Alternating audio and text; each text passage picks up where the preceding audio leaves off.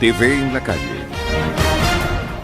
Hay varios elementos de fondo que en nuestra opinión están totalmente errados en esta cuarta versión del diálogo. El primero, hay cosas que no se negocian. La Asamblea Nacional Constituyente fraudulenta no se negocia. Lo dijeron las academias esta semana cuando fueron algunos diputados a presentarles este diálogo. Les dijeron, ¿dónde queda la constituyente? No se negocia y no hay respuesta. Lo mismo dijo el Grupo de Lima. La Asamblea Nacional Constituyente es una línea roja. No hemos escuchado nada por parte de estos negociadores de cómo van a exigir previamente que se desmonte una constituyente, porque mientras exista la constituyente aquí no hay acuerdo posible, porque tú y todos los venezolanos sabemos que esa constituyente que se cree supraconstitucional, de un plumazo deshace todo lo que haya decidido cualquiera. En segundo lugar, no se negocian los presos políticos. Lo dijo el Foro Penal. ¿Cómo es eso? Que van a hacer una lista, a ver si sacan uno. No. El propio cardenal Parolín, hace un año, cuando se burlaron del Papa en el diálogo del año pasado, lo dijo por escrito en su carta del 4 de diciembre. Antes de sentarse a cualquier nuevo diálogo, primero tienen que liberar todos los presos políticos. Primero tiene que haber un canal humanitario, porque esa es la tercera cosa, el hambre no se negocia. Y eso lo han dicho la propia conferencia episcopal. ¿Cómo es posible que se pretenda utilizar el hambre que hay en Venezuela como presión y chantaje para manipular la aceptación de esta nueva farsa de diálogo? Esas son las cosas que hace la dictadura. El hambre no se negocia, no puede ser objeto de ningún diálogo. Antes que nada, como punto previo, Maduro y el régimen tienen que aceptar la comida, la medicina que la comunidad internacional y a través de Cáritas está ofreciendo. Entonces te están pretendiendo obligar a sentar en condiciones inaceptables a cambio de que vas a abrir un canal humanitario. Por Dios, y eso es una negociación de verdad. Creemos que eso va a llevar a un resultado distinto a los eventos de diálogos previos.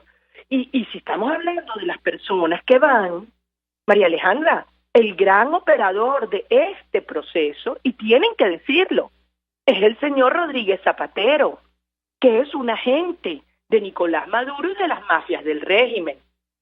Es el gran operador, es el que ha estado en República Dominicana, definiendo la agenda, definiendo qué se habla, qué no se habla.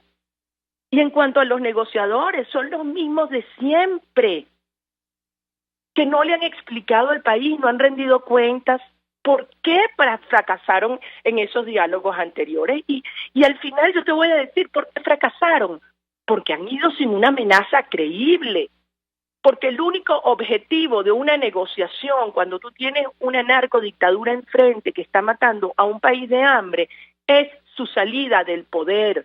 A que el régimen te va a decir, sí, yo te cambio unos rectores del CNE y te quito esta condición y te pongo una fecha para dentro de un año, una elección presidencial.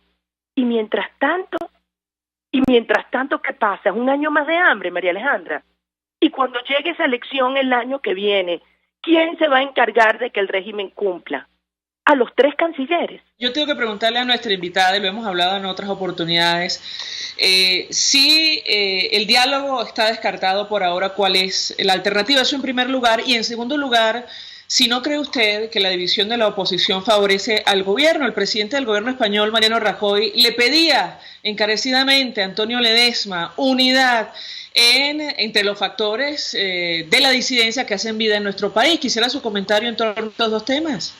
Sí, y creo que la división y la confusión en las fuerzas del país la impuso precisamente el régimen utilizando mecanismos como el diálogo. El año pasado, cuando estábamos en la calle, cuando se anunció una marcha Miraflores a propósito del bloqueo del referendo revocatorio, y nos madrugaron con un supuesto diálogo en Fuerte Tiuna. Y este año, después del 16 de julio, cuando la sociedad venezolana ha estado más unida que nunca en la ruta que es la ruta de la firmeza, de la coherencia, de la transparencia con el país, la del mandato de 7.600.000 venezolanos, y nuevamente salen con una operación que no tengo duda que ha sido fabricada en La Habana, Cuba, para provocar esa confusión y esa división, y un grupo de partidos optó por participar en unas elecciones convocadas, controladas y subordinadas a la constituyente, y mira lo que pasó. Entonces, no tengo duda alguna, y lo que ha dicho no solamente el presidente Rajoy, sino Luis Almagro y todos aquellos que entienden el drama y la urgencia de Venezuela, es que las fuerzas debemos unirlas todas alrededor de una política, no estar unidos por estar unidos en cualquier dirección, es estar unidos en una política que acumule toda la fuerza para sacar la dictadura del poder, no para convivir con ella, no para convalidar sus acciones, no para legitimar la constituyente, no para darle más plata al régimen, reestructurando deuda o aprobaciones de medidas económicas que lo que buscan es darle estabilidad, entre comillas, para mantener a la dictadura en el poder. Ese es el punto, porque yo quiero repetirte la pregunta, el comentario que hacía antes.